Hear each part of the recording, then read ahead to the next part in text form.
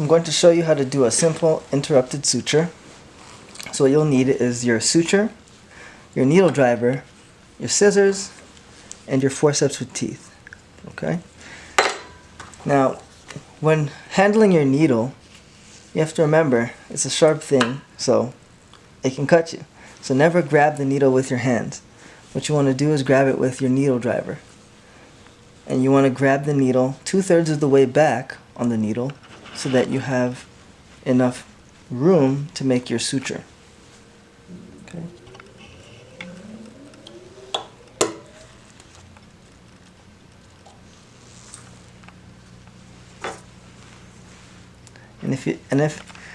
You can always grab it with the forceps to stabilize it, and then reposition the needle driver.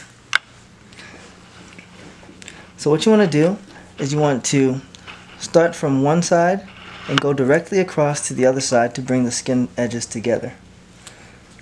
So the first step is grab it onto the skin with the forceps on the side that you want to go through. Then place the suture through the skin into the wound on one side, making sure that you're staying within the skin layer here. Okay? And then you're going to do the same on the other side. You grab on with the forceps with teeth and move directly across to the other side. Okay? Now, don't let go of the skin with the forceps. This will stabilize the needle so that just in case you need to push it through a little bit more, you can do that. And then grab the needle by pronating and supinating by rotating your wrist, and that will actually bring the needle through the skin with the curve of the needle so that you don't damage the skin. So now we're going to do a instrument tie. And so you'll need to leave a small tail at the end so that you can grab it with your forceps. So the first step is to grab your needle driver,